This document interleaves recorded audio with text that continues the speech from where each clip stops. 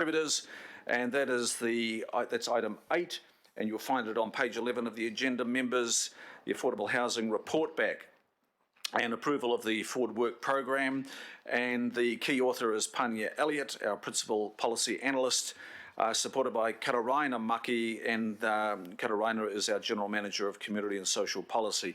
And we've got them in the room, actually, before us, and I will hand to the presenters now. And I think it is Pania to introduce. Pania, welcome. Kia ora koutou, thank you, Chair. I just need to bring that microphone pointed a little bit closer. Thank you. Thank you. Duncan, I think we've got some slides. Oh, thank you so much. So, tēnā koutou katoa, talofa lava. I'll just briefly introduce the report, and then colleagues Phil Reid and Claire Walsh-Shaw will have a slide on the planning matters. So this work comes from a committee decision last year that Council should intervene and lead on affordable housing by investigating regulatory and non-regulatory interventions, and this included the Independent Māori Statutory Board's Kāinga Strategic Action Plan and increasing the stock of housing for older people. And a large number of staff from across the council whānau have contributed to this work and delivered this work, so they're standing by to answer any questions as needed. So just to recap on the narrative of the report, there's been a strong growth forecast in the intermediate housing market, and the data up front in the report help tell this story. People are using different strategies to navigate the intermediate market, some leaving Auckland, some drawing on government family support and support from community housing providers. The problem is unlikely to be solved by a potential recession due to COVID-19, and the government policy creates some opportunities for us. Some of it's quite complementary to the work we want to do, and Attachment B sets this out in detail. And Council can make a further contribution to this, to affordable housing, using its key levers and building on current work. Thank you. So I just refer you to Attachment A. So as well as investigating the different interventions, we decided to form this into a forward work program to put these findings into action. So that's set out for your approval as Attachment A. Thank you. And yeah, just to outline, there's some key strengths and weaknesses of the work program. So key strengths are that it's adaptive and leverages existing budgets given COVID impacts. It's got to focus on the key levers that Council can use and key priority groups. It's a mix of quick wins and longer term improvements, and it also includes that piece on better measurement, monitoring and reporting on progress and effectiveness, and that includes through the Auckland Council and Government Joint Work Programme on urban development and through to this committee. And it sets a partnership in place that's a platform for further partnerships with government and sector. And it sets us in good stead for future policy directions. Thank you. And the weaknesses are really that there's no magic bullet. It's a series of small incremental improvements, so it's sort of the sum of the parts. And we can't guarantee all the outcomes. There are some dependencies around sector uptake and government's response and direction. So if okay, I'll just hand over to Claire and Phil, who are standing by. Oh, sorry, beg your pardon, just one more slide. And I'll just refer you to Attachment C. So this is our qualitative assessment. There's a summary in Attachment C of the different interventions, and then the full qualitative assessment set out in Attachment D.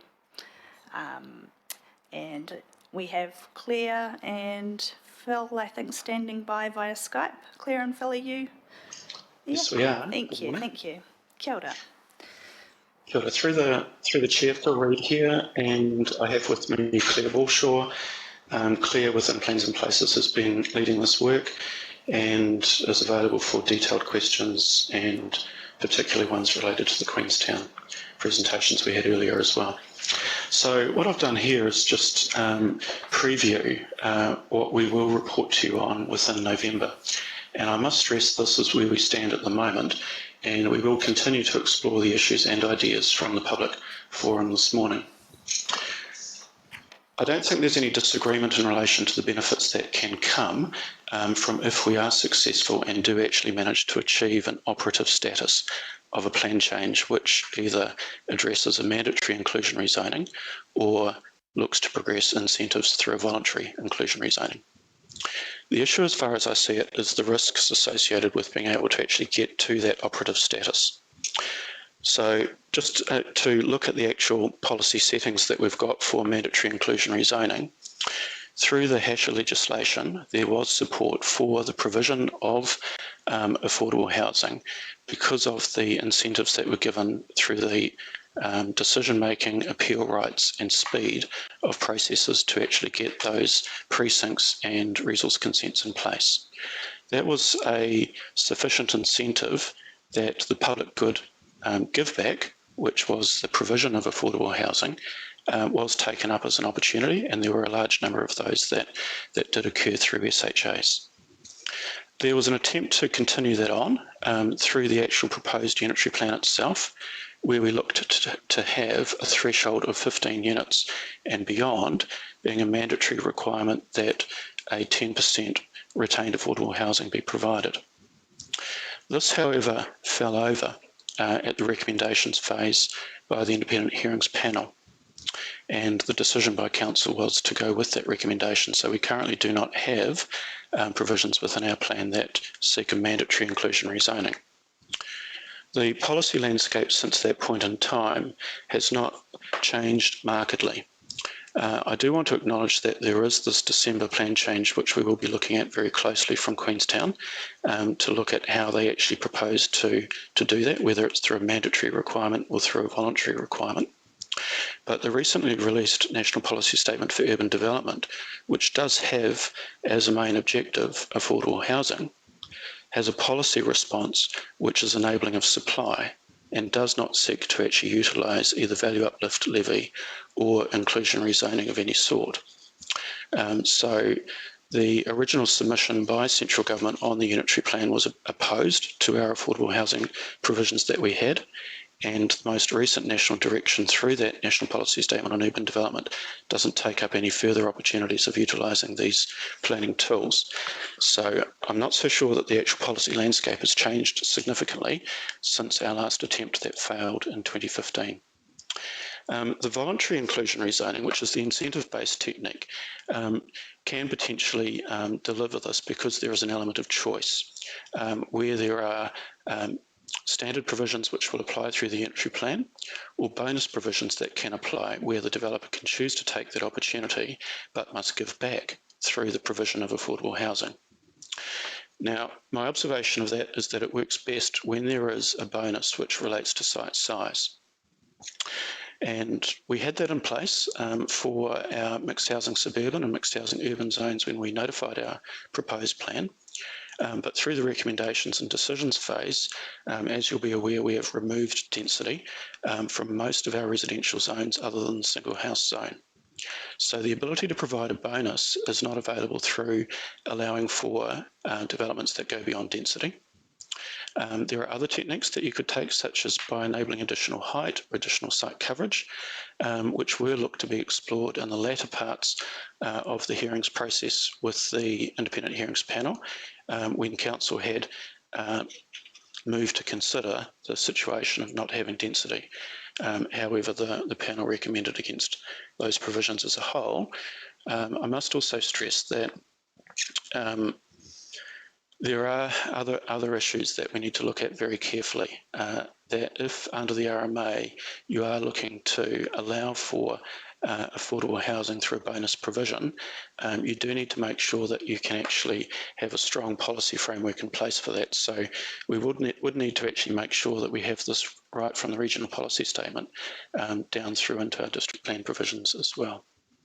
So in November, I intend to have a report brought back which actually dives into these issues in far greater detail, takes a positive approach to this because I don't want to create a message where there is a lack of pursuit of the benefits from this, because I see that there are some huge prizes that can be achieved from this, but I do want to make sure that any recommendations that come to you about future plan changes do take an eye to the risk of being able to get those plan changes in place.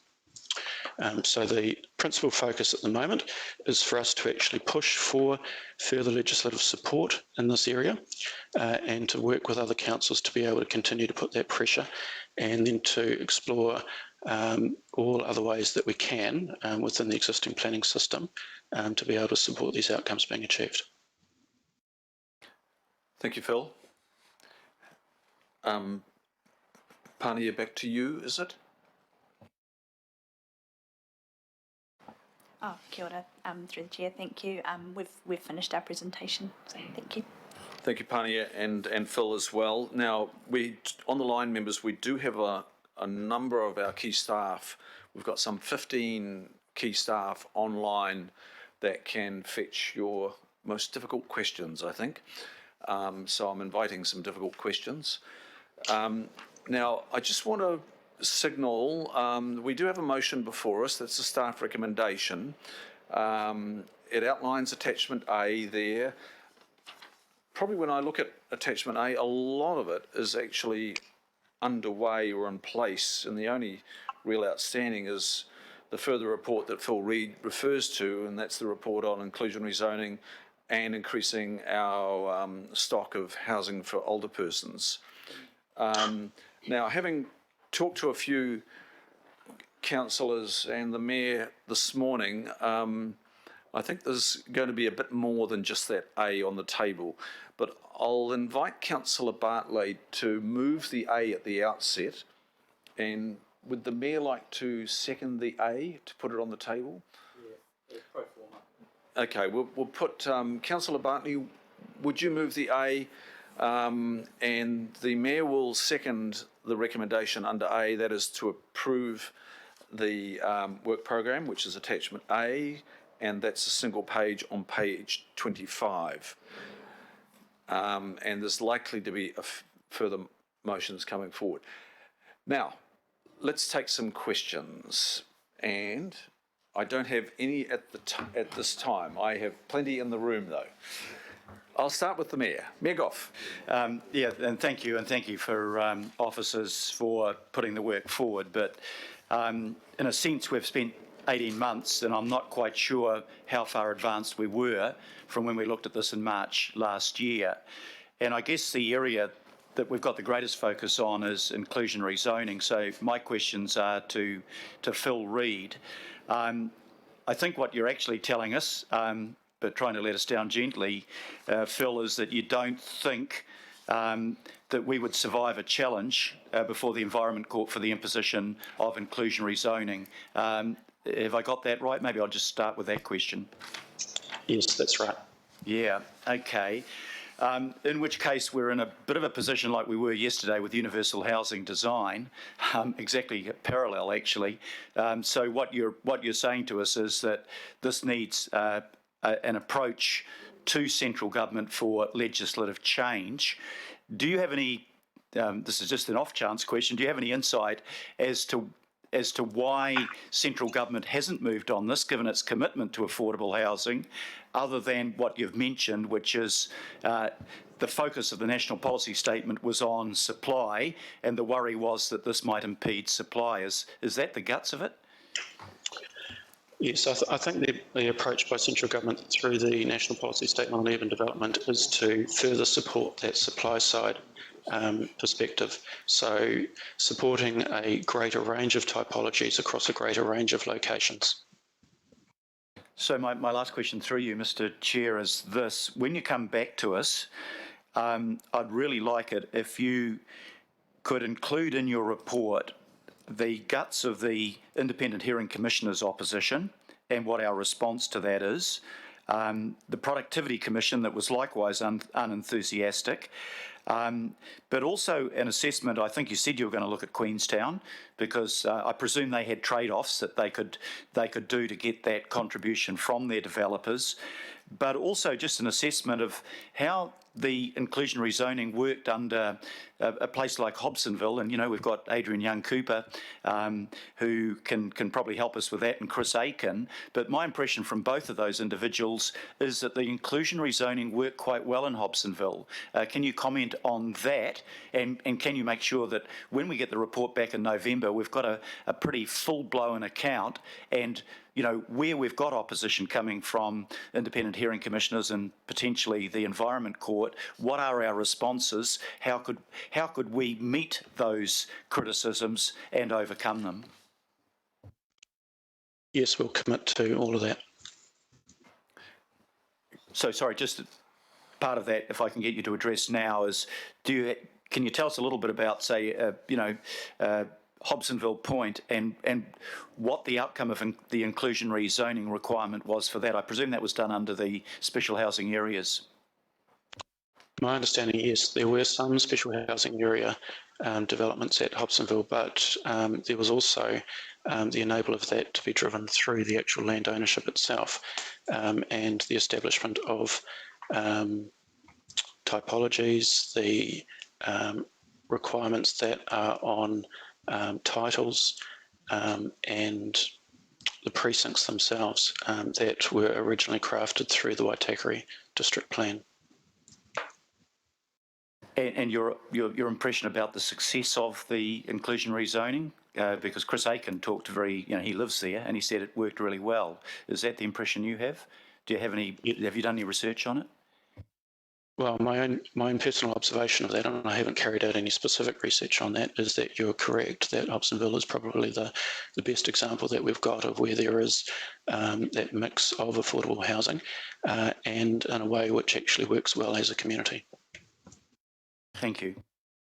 It is interesting that the chief executive and the chair responsible for Hobsonville moved into the community and now live there.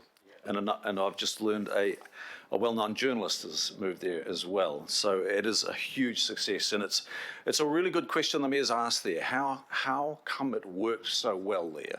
And I think it's a really good model for us to look at and look at a lot harder. Councillor Coombe. Thank you, Mr. Chair. Kia ora koutou and kia ora Pānia. Thank you for the work on this report. It's great to see it coming to us. I have two questions, if I may. The first one, just in terms of clarifying around inclusionary housing, is it the same when we heard about this example from the Community Housing Trust in Queenstown? Is that the same thing as value uplift created through rezoning, and is that something different? And if so, is that something we're also looking at as part of the forward work program? Thank you through the chair. Phil, if you can respond, that would be great. Thank you. So yes, inclusionary zoning can be through provision of land or through provision of land and development, which is then held in trust, or it can be through provision of levy. So the value uplift levy, my understanding of that is that where there is a windfall profit that comes from a rezoning, then a part capture of that windfall profit occurs and goes back into a fund, which is then able to be used for the purpose of affordable housing. Thank you. So that might be that we might find it difficult to progress a plan change in terms of inclusionary zoning, but we might be able to look at a bylaw that does provide for value uplift about where we're doing rezoning. So there could be, what I'm hearing is that there's different elements of these tools which are complementary, but there might be things that we can progress that might be more straightforward and we might have the power to progress. So I just want to make sure that that's captured. We will make sure there's a section specifically on value uplift levy. Yeah, and can I just ask a further question, if I may? So we heard that yesterday, just from the Waiheke local board, they're looking at increasing social housing or senior housing on Waiheke by leveraging a piece of council land, and it needs to go through a whole business case.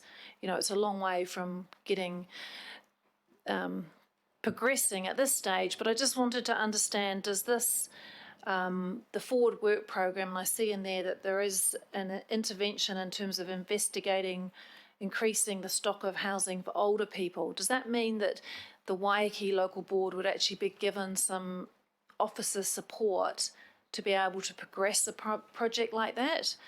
And I do just highlight, I mean, there is a lot to get through in terms of the business case and how that, you know, whether the land is, how that's incorporated, but they're looking at partners with social housing partners, and it just could possibly be an exemplar project for us to progress as part of this package. So through the chair, this is another matter we're reporting back in November, but to clarify, at the moment, the only investment in housing council kind of has is in Haumaru, who delivers elderly people housing for us. There is, at this stage, without further funding or further decisions, which would need to be made, no council policy or funding for increasing support to elderly housing. So that's why Councillor Casey made the resolution from the last committee to investigate that. You will see there are some parts of a qualitative assessment in this report. However, like inclusionary zoning, it needs to come back into advice about whether you want to continue on with these matters or not, and what the costs of that might be. So we're getting to the point where lots of things cost. So all the things that we can leverage are in the work program, and additional matters require additional funding generally. Right, so the Waiheke local board should really be directed to ensure they've got their business case done by November when this is reported back, and to show how that business case will be, the project will be progressed at no cost to council. So through the chair, the Waiheke local board, I think, has been looking at that for some 4 years. This report back in November is about the high level policy settings and levers that council will decide whether it wants to do more than it is currently done through giving its partnership with Haumaru. So council has made some policy choices in the past about how it provides housing to elderly in order to access government subsidies for housing, and that's gone to Haumaru. You will see in the report that the loan that Haumaru had and the number of housing that actually delivered for that amount, that it's quite an expensive business. Pānuku have helped to cost up, you know, what the extent of getting more fully into provision of housing to elderly might be. I think it was $2 billion or something in there, which is why we are asking that we bring back a full report for you to consider. So I suppose there's no real free things anymore, and so we are very conscious about the impacts of COVID on budgets. So the Waiheke is a specific initiative that Waiheke is trying to further, and that's why I assume Finance has advised them to do a specific business case as part of the LTP round, and that will need to go through the LTP funding timeframes. Okay, look, thanks for that. So it's going to be important then when this paper comes back in the political working group that the Deputy Chair will be leading, subject to this motion going forward, of course, but it's going to be really important to engage Panuku, our Chief Economist, our finance people, looking at costs, but also looking at benefits and quantifying the value of those benefits. So when this paper comes back, we can weigh up those so-called costs on one side and the benefits. We've got an enormous problem in Auckland, and since we first canvassed this way back in 2015, 2016, that problem has just taken off on us, and that's what I've heard from Councillor Bartley in the last couple of days, is this problem has taken off and we're no further ahead grappling with it. There's a lot of information, but there's a real political desire to tackle this one and tackle it sooner and not later.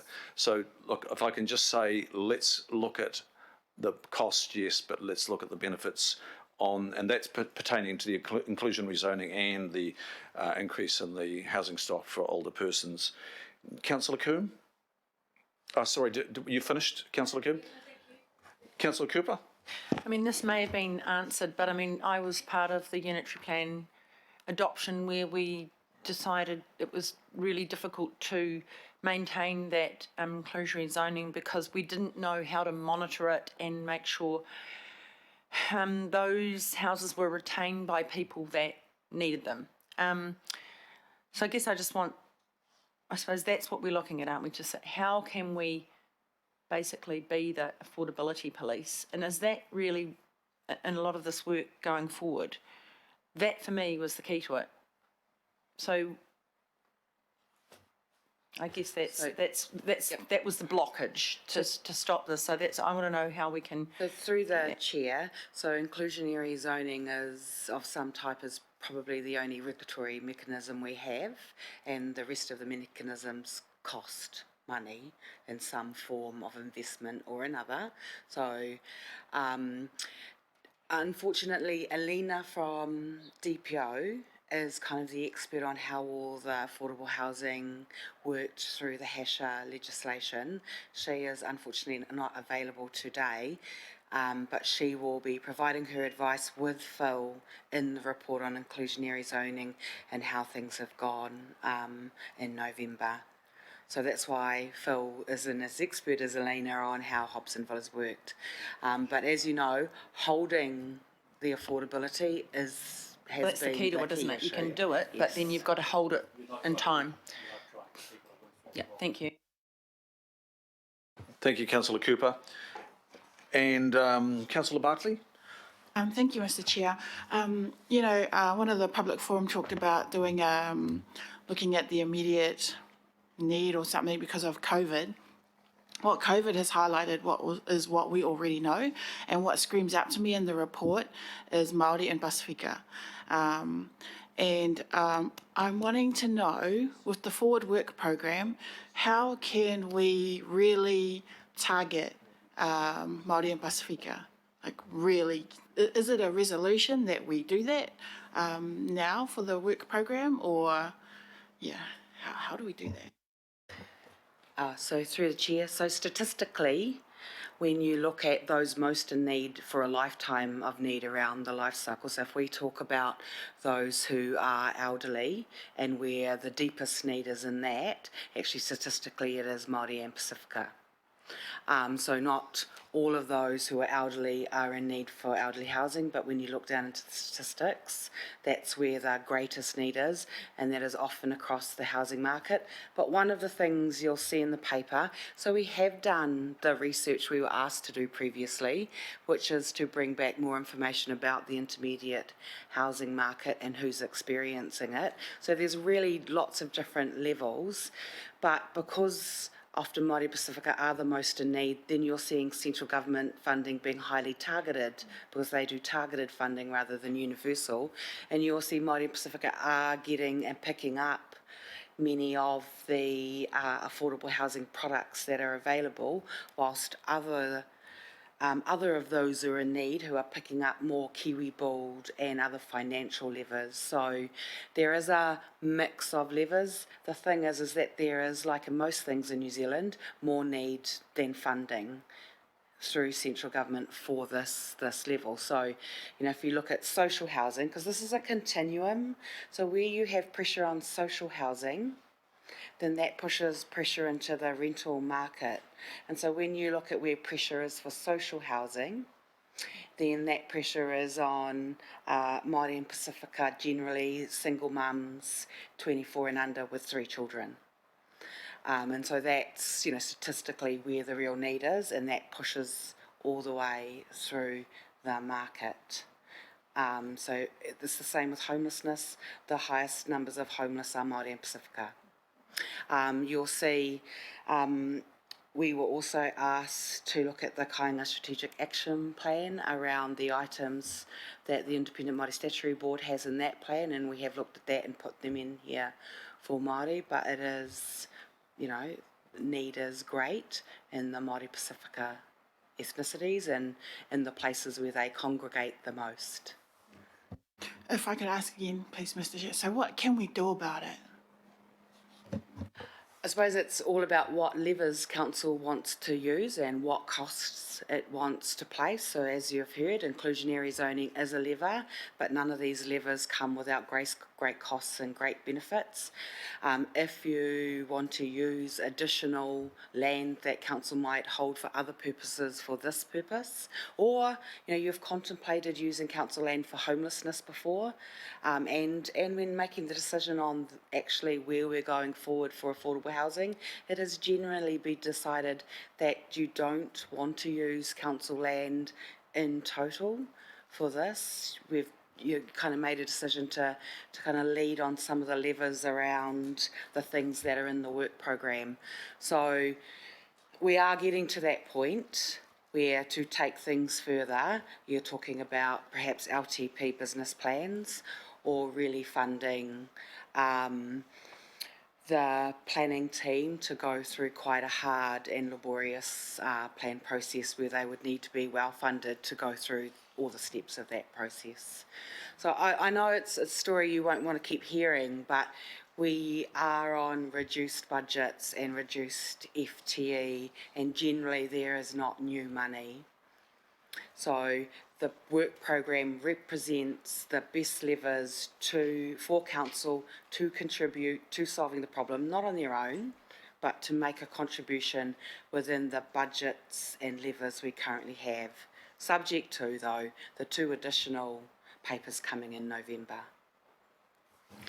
Okay, I still want to do something about it, and I'm guessing that other councillors will want to support doing something as well. What if we did something with central government, because they have the money and we don't, but it's Auckland, you've already done the research on this, you already know what the issues are, and we lead some kind of a targeted housing program for vulnerable communities and get them on board to, when we need the money. So through the chair, the planning committee already approved a joint partnership with government on these issues in 2016 as well. So at the same meeting that this work came from, you agreed a joint work program with central government. And so you will see in the attachment some of the complementary initiatives that government have been undertaking, and we are trying to work in a complementary way.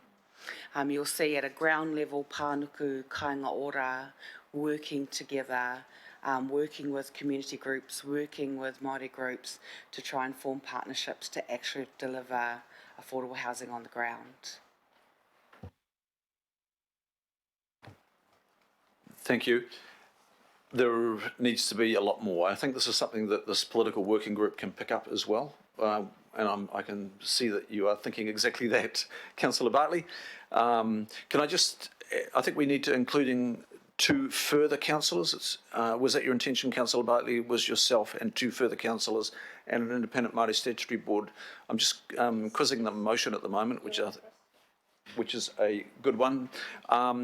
Is there anybody in the local boards that we could tap into? Would there be a willingness to identify a local board member as well? No, I think we start with this and we, and then we just keep it open and branch out when we need to, but you can do we need to that. get moving, especially if it was 2016 where we already identified it in planning committee, and we'll just get it, push it along. No, I think this is a good move. It does need more deliberate political intervention and leadership. So thank you, Councillor Bartley. Councillor Cashmore, please. Thank you, Mr. Chair. And the Mayor basically asked my question, but I take the cautionary note that Phil Reid gave. He actually answered the question I asked at the workshop around the Unitary Plan Commissioners and why they removed the inclusionary bit from it. And I think Councillor Cooper's point is wise. I also get what Councillor Bartley is saying, and that we do have a real, very need for additional housing, but Auckland Council's ability to fund that is basically non-existent unless we leverage a whole lot of extra fundraising, which is basically going to be very politically challenging. So my question, I guess, is to Megan, is that, okay, Megan, with the budget constraints we've got, and that might not be over yet, what is the work potential to be done post-November when we've looked and served out the papers as far as we go? Because the next stage is where the rubber hits the road or the hammers hit the wood. That's going to be the hard part. So I'd like to know whether we are actually, barking at the wind here a bit because of our constraints, or is there something real that we can achieve? Thank you. Through the chair, thank you for that question. And look, Kataraina really referenced that too in the previous questions. There will be a point quite quickly, and November will start it really, where if the council wants to pull different levers and actually invest in some of these other issues, whether it's inclusionary zoning or additional provision, whether that's provision by council or providing funding to others, whatever that might look like, that absolutely will require funding, and it's funding that is not allocated to it at the moment. So this is not going to be easy. It will effectively be a prioritisation type conversation that this council will need to have if that is the direction that you want to go. So you're quite right, Deputy Mayor. We are doing what we can within the budgets, whether it's advocacy, doing research, all of this good things. But very quickly there will come a time, if you want to do more, then it's going to cost. Thank you, Deputy Mayor. Councillor Walker, please. A question? Sure. I've got a combination of half a dozen questions and comments. I can't take half a dozen questions, Councillor They're Walker. all Can they're you all bring it related. back to three, please? I'll do the best I can. So the reason that Hobsonville works is because they own the land and they control the development, which is precisely what we could do. I've got a number of questions, a few of them. We glossed over value uplift.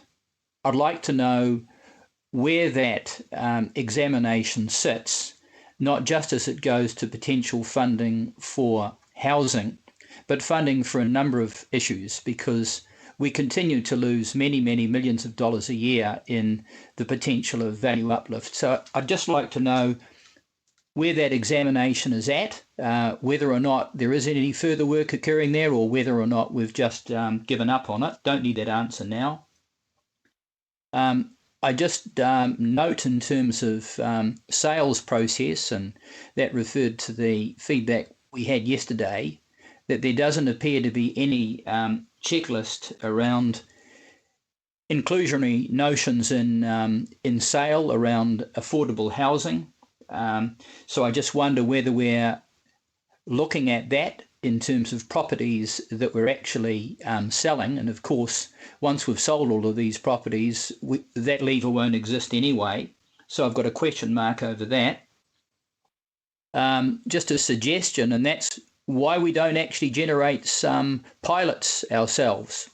Why not actually do something in Waiheke as some form of private-public partnership? What resourcing we can apply to that. And that might also involve doing the sorts of things that other cities do around developments that are also environmentally sustainable and climate resilient as benchmarks. And what benchmarking we're doing around this issue generally. So I guess in summary, Mr. Chair, it's pretty clear that after 10 years we haven't made much progress on this.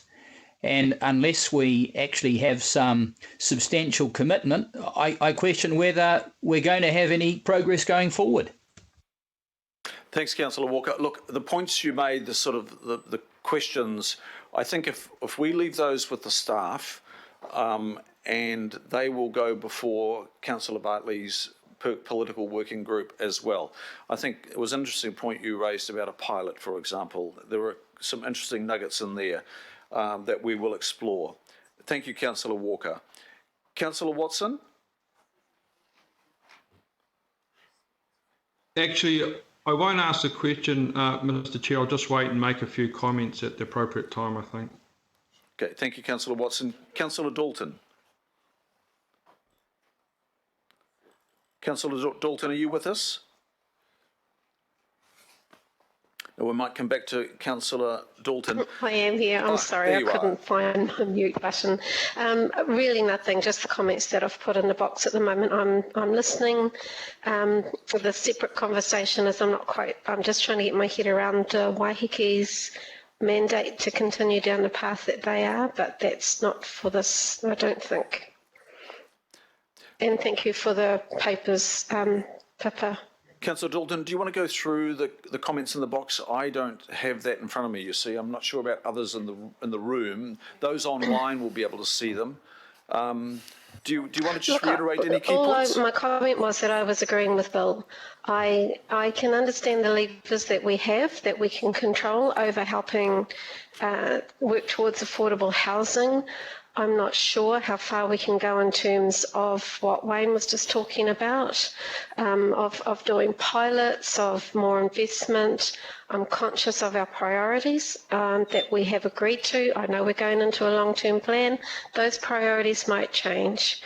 But in terms of being a housing developer, if that's where we're heading, I'm just not sure that we can do that. But we've got partnerships that we can leverage, support, even lead on some of the changes. And I'm just not quite sure that we can go too much further than that, given our current and future priorities in terms of the housing aspect. Those were my comments. I'll keep listening, Chair. Thank you. Thank you, Councillor Dalton, and thank you for outlining those points that you've just made. Now, look, there's another motion here that the Deputy Mayor and the Deputy Chair and the Mayor have been working up. We're just finalising that, but I'll hand back to the Mayor, who's got a further question. Thank you very much, Mr. Chair. Look, I take on board what Katarina has said. We've got to have a reality check on this. Anything that we do in housing, if we're the developer, and Angela Dalton just mentioned it, is really expensive and we don't have the money. We don't have the checkbook, so let's not be dreamers about it. My question, first, and then a brief comment on the recommendation C on our resolution. The question is about the use of surplus land, and we've got it written into the paper, Katarina. And I know that's been a call from the affordable housing people that were online this morning with us, and also the Kāinga Strategic Action Plan. But what I've never seen quantified is how much surplus land for this purpose we've actually got. And I don't know whether we've, I presume that it's relatively small, and it's even smaller because the emergency budget has agreed that we're going to sell $244 million worth. And if we don't sell that, we've got a real problem because we don't have an alternative supply of money. So just for that reality check, how much surplus land have we actually got that could be used for the purpose of affordable housing?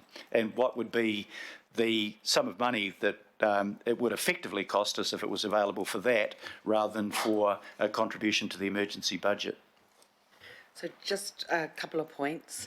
Of course, none of this work program is intended to apply to the decisions you're already trying to make on the $240 million of surplus land.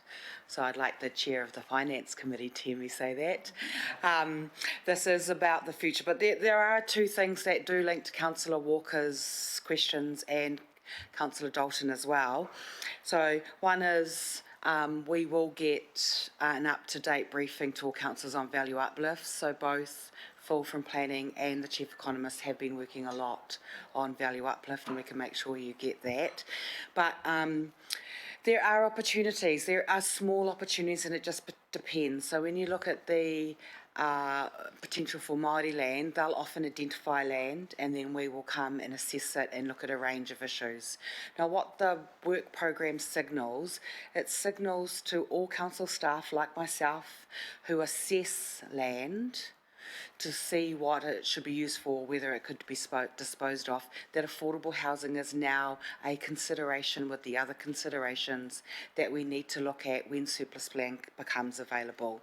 So I know it doesn't sound like a big deal, but in a way it is. It means we do look at that in the future and go, yes, if it's no longer needed for this purpose, could it be good for this purpose? So we don't have an exact quantum on all of that, but it does mean it's a now consideration. And to be fair, Pānuku has been doing some brilliant pilots. They are in the back of the report, and Pānuku often is the first cab off the rank knowing where surplus land would be and whether it's of the size or the location in relationship to kāinga ora or partnerships with iwi and other providers. So Brenna is online and can provide you additional contextual information about how those pilots work and their relation to surplus land or land that is good for these types of partnerships. Brenna, are you with us? You might want to take us over Barracliff, for example, I gather. Yes, I am online, Mr. Chairman. Can you hear me? We are with you. Great. Thank you for the opportunity to talk about this. And really going first to the question that the Mayor posed earlier about the quantum.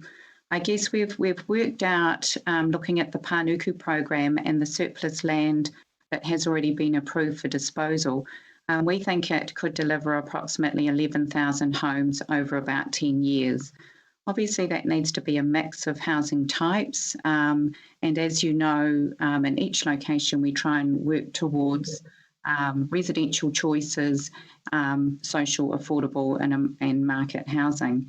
The Barracliff example is a great case study where the land was sold to the New Zealand Housing Foundation and Te Akitai, where they are delivering 340 plus homes, which are a mix of typologies. They're duplexes and townhouses and terraces and so on, but there's also a mixture of tenure as well. So there's some Kiwi build in there and some shared ownership opportunities.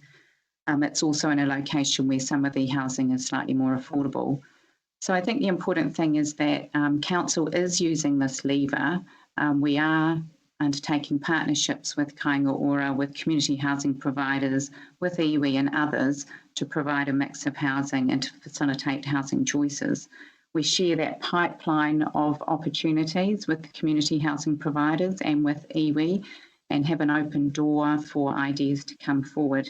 And I think councillors will remember that we've been trying to advance a pilot project for the C40 climate project in Henderson. I'm not sure how it's actually progressing, but Barracliff and the C40 project are examples of the kind of pilots and test cases we can do. Thank you so much. Now, I've got a question from Councillor Young. Thank you, Chair. Has Council done any work to allow for high-quality prefabricated houses? That's the houses that have been built offsite and overseas, like we just mentioned, have recently seen at Hubbardsville Point. What are the current barriers to this type of development? Thank you. Oh, through the chair, thank you. I think if we can refer that on to Marguerite Pearson. Marguerite, are you on the line? Yes, I'm here. Through the chair, I'm not an expert in modular, but I can provide some comments. So the issue is for building inspectors to be able to carry out their compliance checks, and so when it's off-site overseas, they often can't do those inspections, and so the modular rely on MB approvals. So there are some companies that have that, and I believe that's the Hobsonville company, the ones that were installed in Hobsonville recently, so that those approvals are through MB, and there are a couple of others that are being investigated for building consents, and there's modular companies in New Zealand as well, so again they're easier to be checked, and we just have to follow the building code and the MB's advice on that. Thank you. Through the chair, thank you, Marguerite. Councillor Young, it's Megan Tyler here. Look, just adding, just specifically from council's perspective, Marguerite's right. It is about being able to inspect and be sure about the materials and the way in which the materials have been constructed and used, and that's always the difficulty that government has been having with the modular industry. And so certainly as council, Ian McCormick and a couple of others have been to China and other places over the previous years to try and ensure that we know exactly what the pipeline of materials comes through from China and other sectors, and Ian is working at a government level or national level with MB colleagues around all of this work as well. So it's quite complex, but it is working through the process with government. Thank you, Megan, and thank you for that question, Councillor Young. Now, do I have a question or comment from Councillor Casey? Councillor Casey, are you with us? Mine's a comment, Mr. Chairman. Okay, look, and I think Councillor Watson, yours is a comment as well. Member Namani, do you have a question?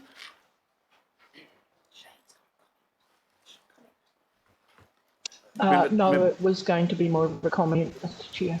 Okay, thank you. Just a question from me. There is a risk of not having enough staff resource here, which you've identified on page 21. That's one for all of us around this table to be aware of. That's the product of the decisions that we've been making. Through the chair, actually, that risk is about the current work program and further reductions that are required in the future of this financial year.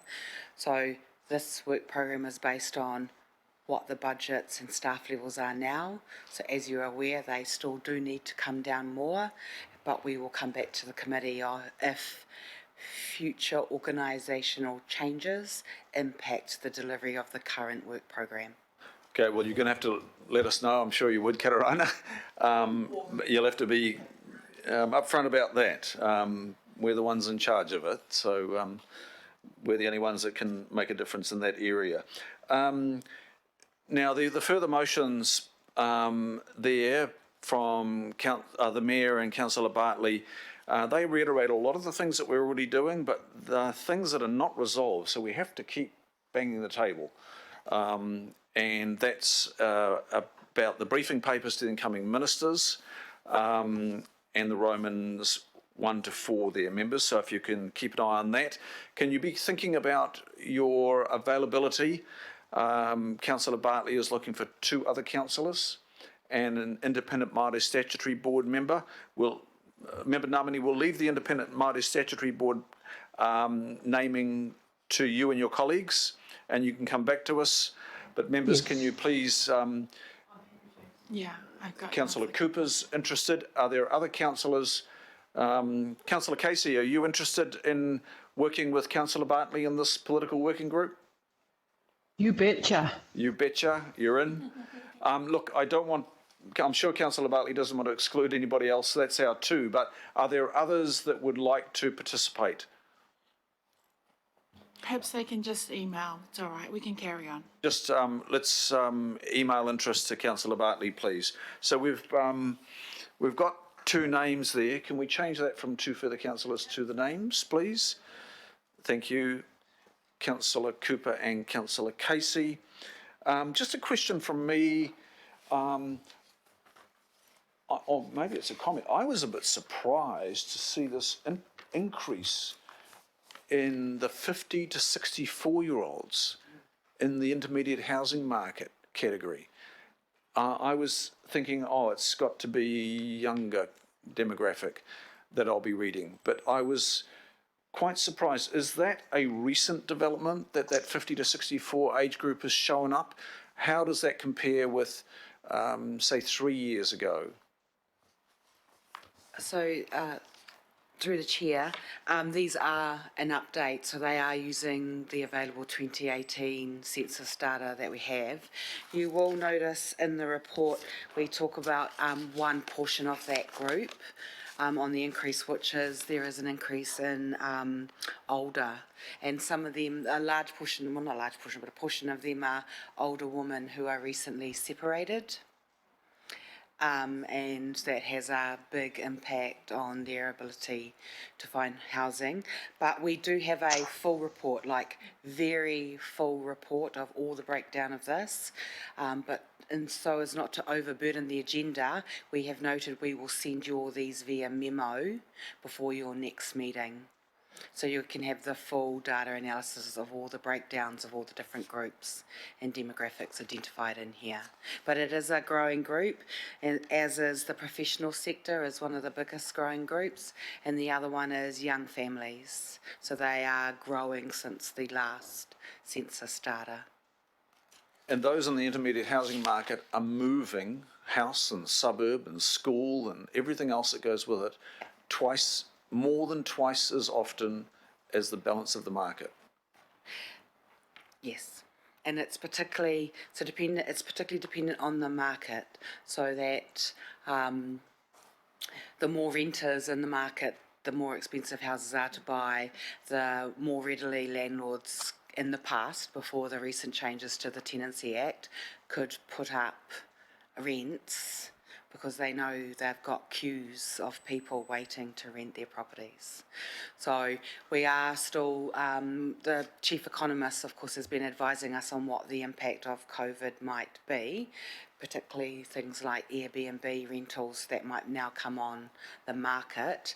But his advice to us, and he is online as well, is that he doesn't believe COVID's going to have a significant impact in terms of, at this stage, making houses that much more affordable for those in the intermediate housing market. So he is also online if you want to hear more about the economics of that. Okay, and my other question related in some part to the contributions that we've had from under the public forum today. We've had 6 really solid contributions, and I'm really just so delighted to see that willingness to grapple this issue with us. And under the Forward Work Program, under Attachment A, we are having those pre-application meetings, and we're discounting costs there. I thought pre-application meetings were no-cost meetings anyway. They are actually charged now, are they? Okay, so we're discounting that.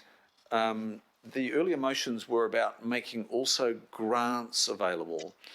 So are we sort of seeing that as a quasi-grant by discounting? I was quite surprised at the range of community housing providers and other groups there are working in this space. They've come in from Queenstown and all across the place today. Is there opportunity to maybe broaden our reach and understand all these various entities even more? Or is it just the politicians that don't quite understand it because we're not exposed to it? You are fully abreast as officers of all these different structures and tools that are, and financial incentives that are being used right around the nation? So through the chair, so it is a housing system and it's quite complex, so not a single one of our staff members know it all. What we do know is between the collective across the council whānau, we have talked to lots of different types. We have looked at many overseas models. They can be quite complex, and the legislative levers they have overseas compared to actually what you have as a local government in New Zealand are quite different. So, you know, we've got experts in council who have contributed to this who do understand that full range.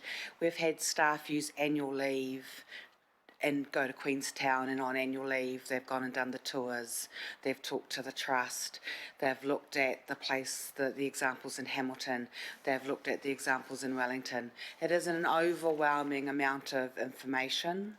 A lot of it is in this agenda, but we recognise that that perhaps through the working group or other forum, we can transfer some of that knowledge that's held amongst many staff to elected members, so we are all growing and learning. But generally, council staff are talking to lots of people all the time. Thank you, and I'm sure Councillor Bartley's group will tap into that resource that's been offered here today through the public forum. And so the body of work that's going to be coming up that the political working group is going to be guiding is the inclusionary zoning and increasing the housing stock. We'll be exploring that. We'll be looking at alternative financing. It's that category under further work. I think the SOI has already been adjusted to reflect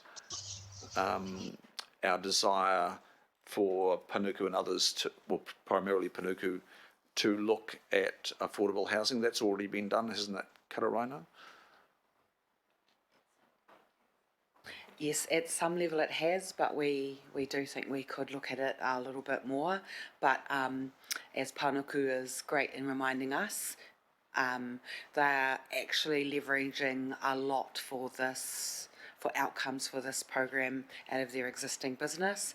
But in conversation, if we wanted to scale up some of those pilots that they're starting to have success with, then of course that would be a SOI uplift with a funding uplift. So it's just not cutting off the conversation completely, because as Panuku does more and learns more, it's an acknowledgement that elected members here might want to commission more from them, and SOIs is a way to commission and fund that. Okay, thank you. I think we've exhausted all the questions, and now I have some comments. Councillor Casey, would you like to lead off, please? Yeah, I'd love to lead off. Oh, I just can't tell you how, some days in local government are better than others, and this is one of the really, really good days. And I'm just loving what I'm hearing Karaina saying. I'm loving, Councillor Darby, that you and Councillor Bartley have put this centre stage and that Councillor Bartley's going to champion it. Thank you to the Mayor for supporting it. Look, I've been around a long time, and I remember the Bill Birch report of 2001 that recommended to that Auckland City Council that they divest themselves of their assets, and the 1,600 pensioner units went out the door for some $75 million. We've been at a standstill on housing for older people ever since. And I've had immense debates over the years in all kinds of forums. And what has changed today is that this council is welcoming of more intervention. Because it wasn't just that John Banks paying his debt, I think it was $125 million at the time, it wasn't just debt payoff, it was a philosophical objection to the involvement of councils in the provision of housing. And that has changed. What I sense now is that we welcome more intervention. In fact, we're leading it. And I know there's a cost, and there will be a debate about how much of that intervention we do because of the cost of it. I understand that.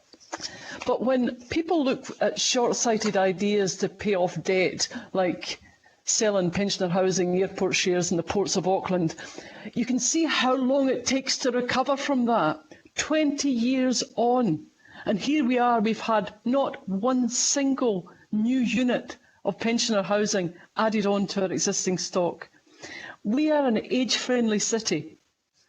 One of the central tenets of that is to have a range of affordable housing that allows people to age in place.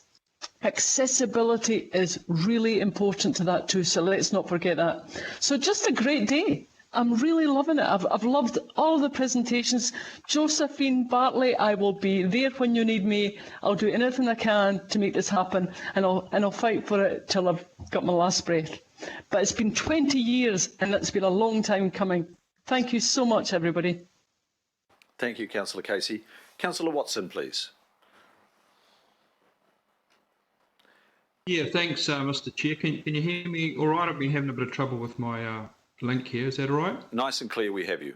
Yeah, okay. I'm not quite as upbeat as Councillor Casey over the general scenario that's painted with the housing. Clearly, all the statistics and trends we're seeing are showing that the situation's getting worse. More people are now being presented with a housing dilemma, and with all the social and economic downside of that goes with us, yet we seem to be kind of stuck in this kind of time warp. And I say that because if we look at the opportunity as far as inclusionary zoning goes, for instance, it was presented to us back in the unitary plan when we had the opportunity to require developers to include, at least 10% affordable homes. That was voted down, and we were told at the time that the panel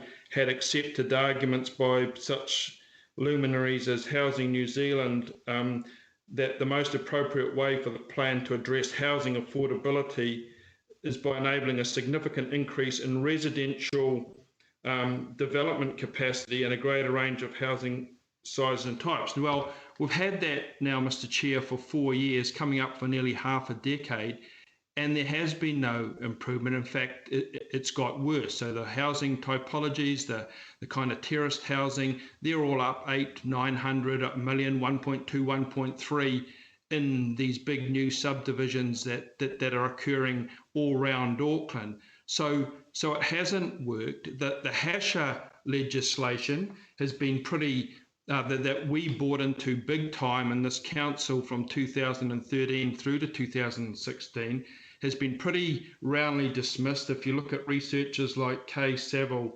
Smith in her paper doing with the revitalising the production of lower value homes, pointed out that they had the special housing areas that have been established have generated low numbers of dwellings, most of which are not affordable for those middle and low income households most burdened by unmet housing supply. The stats on those stopped pretty early on in the piece from the council, so it'd be useful to get an update on how they've actually panned out, actually how many affordable homes have come out of that. Someone mentioned Hobsonville early in the piece. Again, there is a general sense that that's worked okay, but we don't have any figures. So it'd be nice to have figures there, and certainly the developers or the builders, the special homes or the lower affordable homes, they were reduced in size. So they're able to do it. They were able to do it okay. Like any developer will find a way to do something, but there's a quid pro quo. And in Hobsonville, it was a reduced size of home, but it was an affordable home. What quantum there is of that in that development, as I said, would be very interesting to know. What really disturbs me, though, Mr. Chair, in all of this, is that through people like Kay Saville Smith, we've got a very clear idea of why we're in the situation we're in now. If you take a historical look at New Zealand since the 1960s, where the kind of houses in the lower two quartiles of value have dropped away virtually in the 90s to virtually to nothing, to virtually, well, the government assistance to those sort of housing essentially dropped away to nothing. And if we look all around Auckland, you will see big subdivisions that were living examples of the government capital assistance that occurred at that time to the community through capitalisation of family benefits and provision of mortgage assistance and things like that. And that was the primary mechanism by which the building industry was attracted to produce dwellings in lower quartiles of value, and that followed a similar uptake in the public state housing sector. So we've seen what's happened historically. We have seen that the building industry follows the money naturally. They go to the upper quartiles, and that has exacerbated, particularly in Auckland, since the 1990s, but since the super city advent, it's gone through the roof. So I agree with the mayor. Our capacity as a council to do, to really be a particularly active partner of this is incredibly constrained. That's just the reality. But what I think we do have a capacity to do is to perhaps promote some pilots to show how it can be done. So we get some sort of return to that balance of lower quartile construction that that so characterised our country, and Auckland in particular, through the 60s and 70s, and then virtually ground to a halt. To me, that's the challenge. So instead of Panuku doing these kind of, as happened in my ward, sort of nondescript little expensive private housing schemes, such as happened up in Whangaproa, what could have been a park and ride site, and the houses going for 800, 700, 800,000. Why not do a small pilot where we cover our costs and we show how affordable housing can be delivered, and we lean on the expertise of people who are in that sector, the people we heard today, and show how it can work, and then lobby the government, because this is a central government problem. It's worst in Auckland. They're the ones that have to come with the solution. Thus far, they haven't, but that's not to say we can't be a lot more active than we are and actually showing them how it can be done. And I think we've got the capacity to do that. Thank you, Councillor Watson. And I think the motion C addresses the points that you make in the latter part of your contribution here. If I can just reflect on the HASHA, Councillor Watson, I have asked for some data on the number of affordable dwellings delivered under HASHA. It's a near impossible task, and I don't think you will actually find a number of any significance at all. It will be a very low number, if there is a number at all. But I'm happy to pursue that with you offline. I asked that question over a year ago. There were so many outs on that legislation that led to very low deliverability of affordable product. But I think you know that, I think most of us know that the HASHA legislation did not deliver on affordability, even though it was supposed to deliver on supply and affordability. But happy to have a further discussion with you on that, Councillor Watson. Can I now go to Member Namani?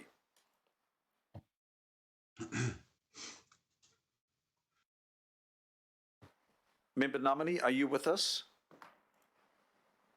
Yes, kia ora. Kia ora. There's a lot to get through here, so I'm just trying to make my comment, I think, as succinct and simple as I can.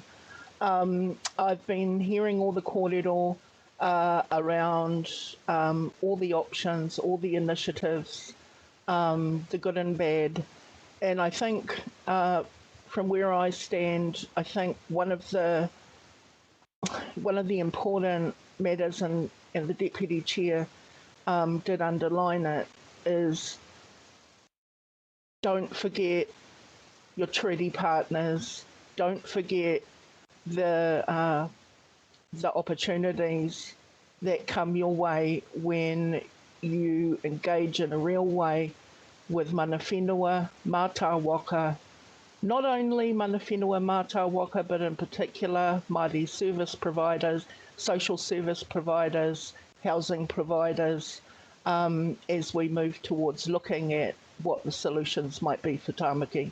I often get fearful when I hear about surplus council land initiatives coming out that haven't got iwi or Māori at the heart of it. And I'm not saying they haven't.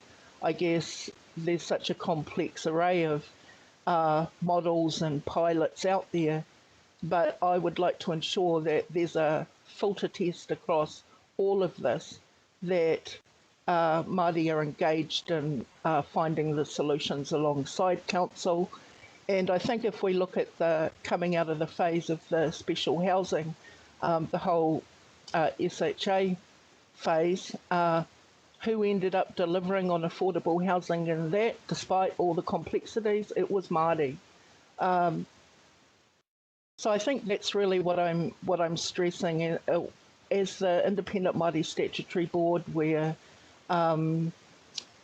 we're supportive of the forward work program. We think it gives enough space and context to have these conversations, in addition to the political working group that will add value to that.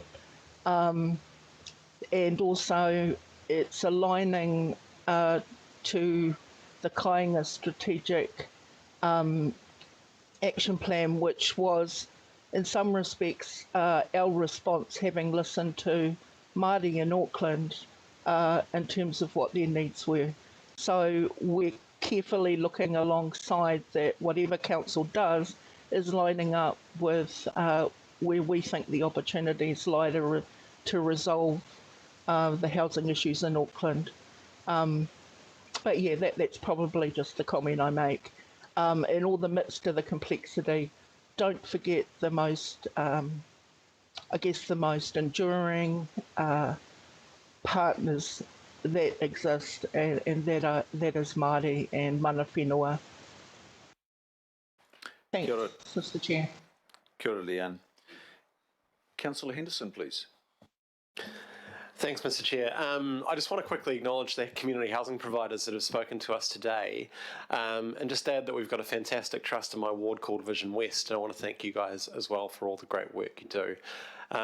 Just also want to thank the Chair and Deputy Chair and the Mayor for giving this resolution some red meat. I think B and C are fantastic, it looks great, and I'm really happy to support it. Let's be clear here, as a number of submitters have said, that housing is a human right. It is a right under Te Tiriti o Waitangi, it is a basic need, it is the foundation of a good life in our city. We must remember, I think, around this table that housing affordability exists on a continuum, or a scale, in other words. We've had runaway house prices for a decade. Those house prices go up mean that people that could have bought now can't and are renting. And so that drives the rent prices up, which means people that were already renting now can't afford to rent. And so that drives our homelessness population up.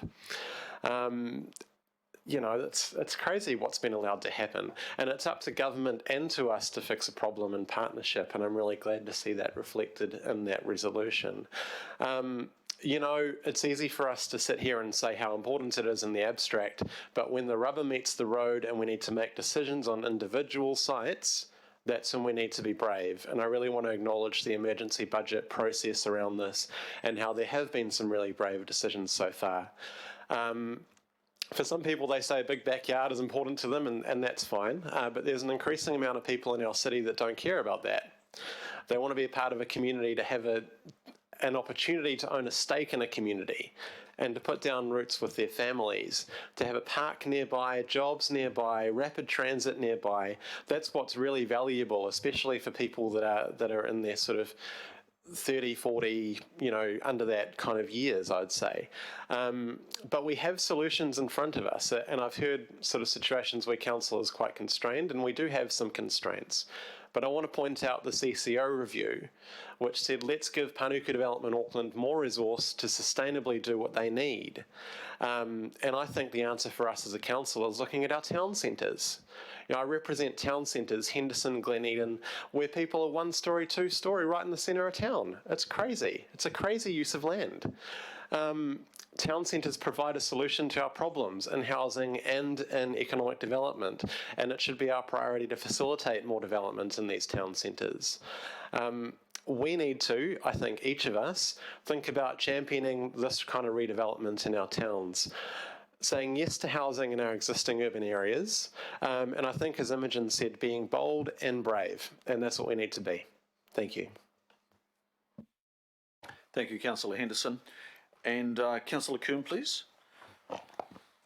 Thank you, Mr. Chair. I would like to speak in support of these resolutions, very wholeheartedly support, and it's fantastic to see this bit of work progressing.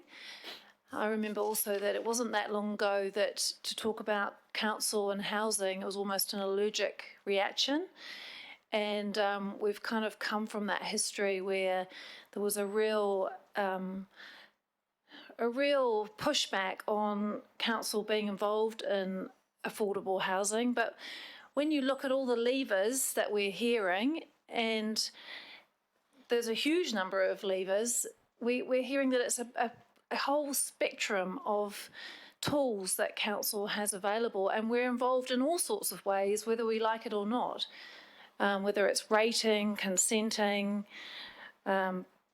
zoning, all have an impact on affordable housing. So we really need to, I really support us stepping up and claiming the space. And what I'm hearing is that we can fire on a whole lot of levers.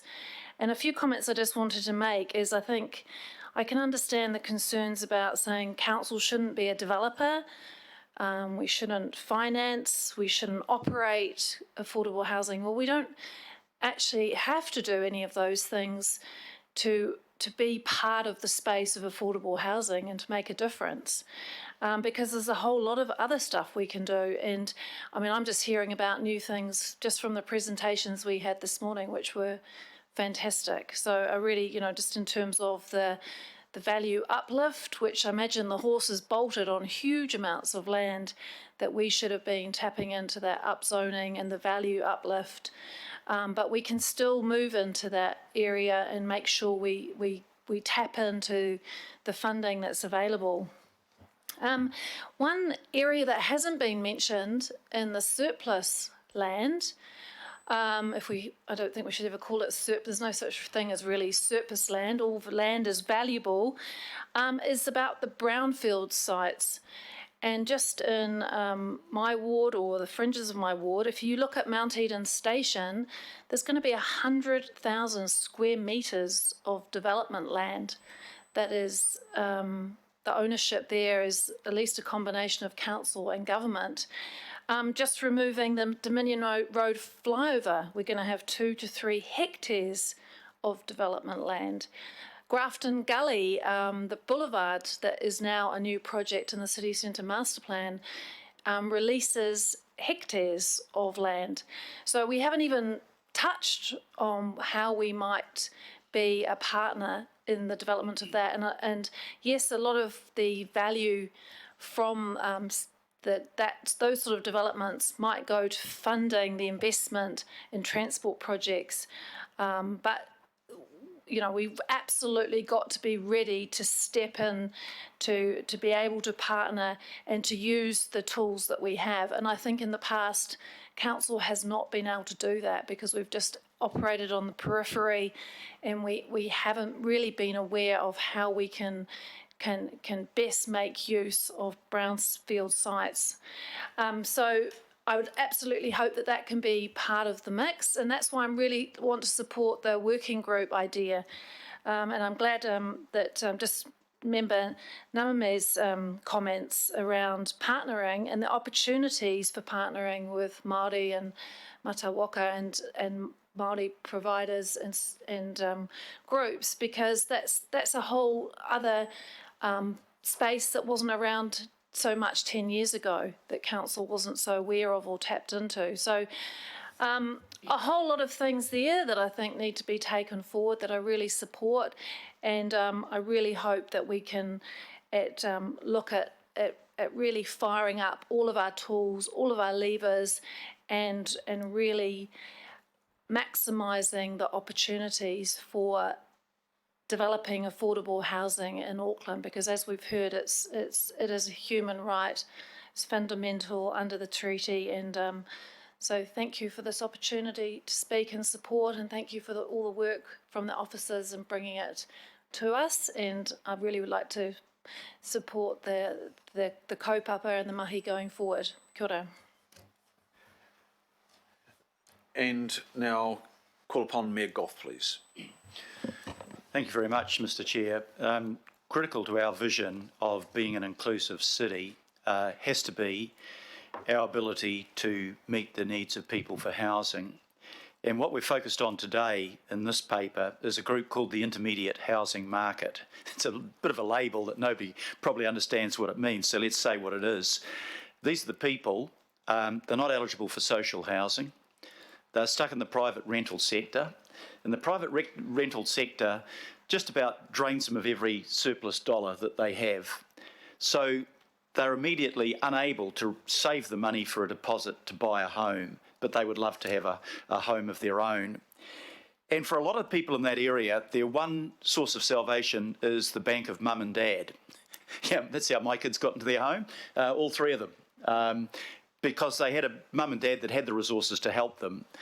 But not everybody is in that situation, and that immediately makes us a less equitable society, because those that don't have a mum and dad with any money, and that will be also disproportionately affecting our Māori and Pacifica community, they're locked out of the housing market forever.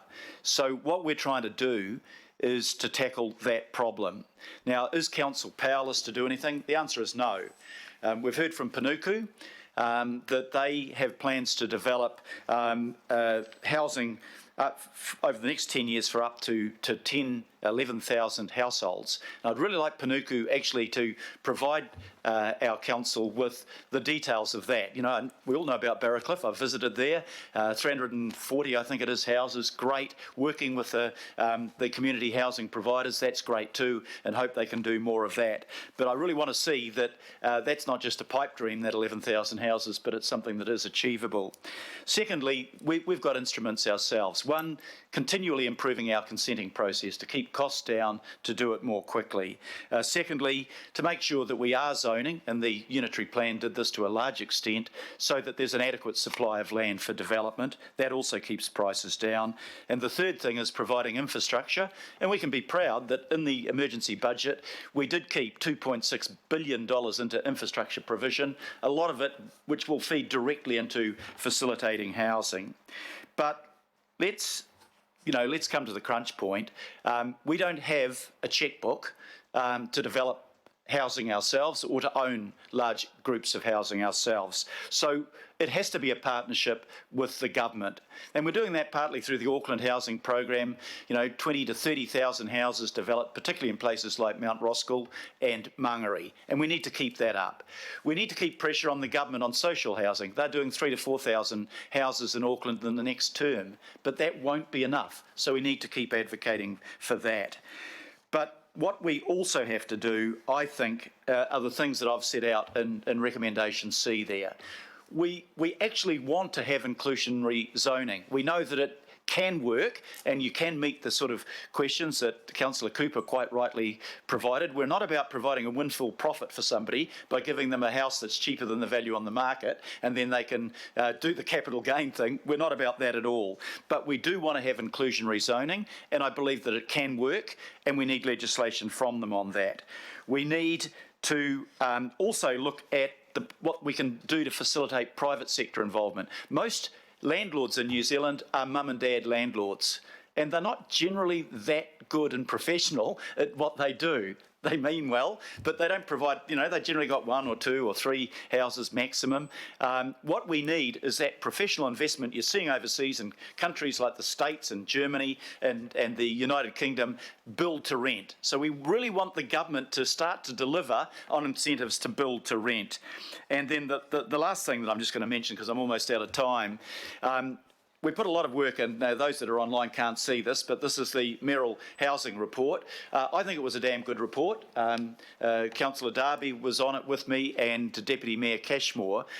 And one of the things we said we can do a lot more of, including Councillor Paul Young's talk about prefabricated housing, is to improve the housing code, the building code and the Building Act. The government's made a start on it, but we need them to go further and we need them to go faster. So what I'm saying, and together with Councillor Bartley and Chair Darby, is we actually need the government, the incoming minister, to focus at least on those 4 things, and we could probably add another half dozen. But let's focus on those 4 things. That's where government can deliver to facilitate what we can do to help those intermediate market housing people that desperately want the security and stability of a home they can call their own, but can't do it in the current market. So I commend those recommendations to the committee. Thank you, Mayor. And Councillor Cooper. I think everybody's summed up what I said, what I wanted to say, and I just think it is about how we keep that affordable housing stream affordable over time, and I'm really looking forward to the report back to see how we can do that. Thanks, Councillor Cooper. Look, I was really touched by the contributors here today, as Councillor Henderson reminded us. Councillor Bartley, did you want to say something? Oh, thank you, Mr. Chair. I still feel like we need something in here about Māori and Pacific, because it's been highlighted in the report as the most affected and vulnerable. And I know there was something that this committee did in 2016, which was before my time, which doesn't seem like the committee has progressed since it was raised.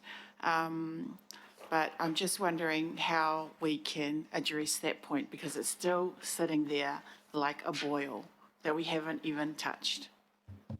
We're going to have to pick that up in your working party then, because we've now gone through the questions, we've gone through the speaking rights, so it's very late to actually go and put up another motion. So I think we'll just have to trust that your working party will pick that focus up. Member Ngamani has reminded us of that, and other speakers as well. So I think we just have to let that be where it is at the moment. It's just a bit late in the proceedings. Look, at the outset, I think it was Tom Gill talked about peace, security and dignity, and those words have really stuck in my mind, and I'm sure others as well. And I know you don't find that when you have to move yourself, your family, possibly every 2.5 years is what families or individuals in that intermediate housing market are finding themselves on the move, schools, workplaces, all those relationships you build in your community on the move every 2.5 years. You don't find it living in a garage. Imogen Shott, Councillor Henderson reminded us of those comments from Imogen Shott as well, to be brave and bold. We might have lost the inclusionary zoning challenge, a few years back, but look, that was a few years back. Let's get better prepared. Let's get our evidence together. Let's go again. I would say let's not walk away from that one. And I hope, I'm sure the political advisory group will look at that very, very hard. The security and dignity and peace that Tom Gill reminds us of does have some of its foundations, at least, in having a secure and affordable home. And the situation in Auckland has become absolutely chronic. It is dangerously chronic, and it is a great dislocator of society, and it's one that this council has to take on. I know that a lot of work has been done, but look, we're now in a COVID world, and if there's any one thing I've learned is that innovation has to come to the fore. And research has to come to the fore, and development out of that research has to come to the fore. So let's embrace all of that. There's been some enormous contributions, both public and from our elected members here today. Let's build on that. We'll see what the political working party led by Councillor Bartley delivers to us later in the year, working with our staff and those many contributors that have appeared before us and others that are going to build this solution for us. Thanks to everybody for your absolute commitment, staff and members here today. I'll put that to the vote then. All those in favour say aye. Aye. Aye. Aye. And to the contrary, no. Aye. We've got another aye, thank you, and declare that carried. Now, members, I'm conscious of time. The balance of the agenda, as you've probably read, most are end of process decisions. Would you like to take it's now 12:30, would you like to take a 15-minute break now? Would that suffice? And then we come back and conclude the agenda? Or do you want more of a lunch break? There is no catering in this building. And of course, I'm thinking of our members online as well, who might want to take a half-hour break. I'm hearing half an hour. Members online, is it half an hour? Okay, I'll take the silence as half an hour. Mayor doesn't want a break. Carry on. We could finish it. Or do you need There's to no No. controversy left in this. Right.